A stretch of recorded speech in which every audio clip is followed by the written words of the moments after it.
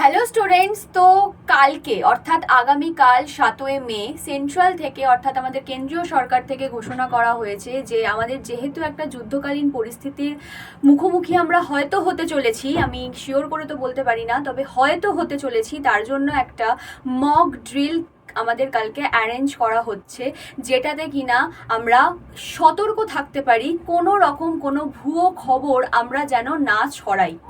তো বারবার করে বলা হচ্ছে সতর্ক থাকতে আমাদের। তাতে আমাদের কি করতে হবে? কিছু জিনিস আছে যেগুলো কিনা যদি আমাদের এরকম সাইরেন বাজতে শোনা যায় হঠাৎ করেই, তাহলে যদি আমরা ঘরে থাকি, ঘরের জানলা দরজা বন্ধ করে, লাইট অফ করে, ইলেকট্রনিক জিনিস অফ করে কিন্তু চুপ করে বসে থাকতে হবে। যুদ্ধকালীন পরিস্থিতিতে যেটা আমাদের করতে হয়।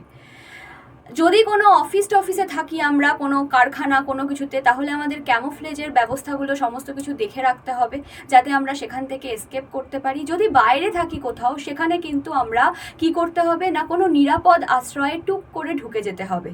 আর সেই সময় সবাইকে আলো বন্ধ রাখার কথা বলা হচ্ছে, কারণ কোনোভাবে যদি ওপর থেকে কোনো স্যাটেলাইট ফেলে দেখার চেষ্টা করা হয় আমরা কোথায় আছি না আছি, সেইগুলো যাতে দেখতে পাওয়া না যায়। তো কালকে একটা মহড়া চলবে, যুদ্ধকালীন পরিস্থিতি যদি কোনো দিন আসে আমাদের লাইফে, সেই দিন যেন আমরা সতর্কভাবে নিজেদের জীবন বাঁচাতে পারি।